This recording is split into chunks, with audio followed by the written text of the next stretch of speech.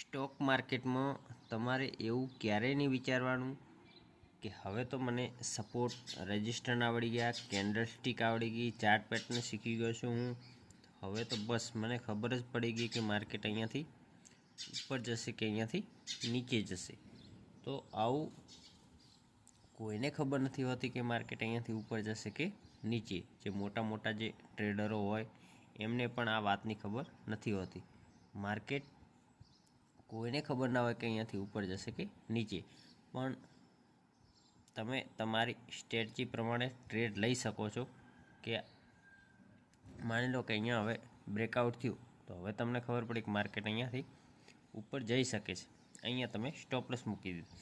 તો આ રીતનું માર્કેટમાં કામ કરવામાં આવે છે, ના કે એવું વિચારવામાં આવે છે કે માર્કેટ અહીંયાથી ઉપર જશે કે નીચે. આવું બિલકુલ નથી હોતું. કોઈ સ્ટ્રેટજી હોય છે એમની, એ સ્ટ્રેટજી ઉપર એ લોકો કામ કરે છે.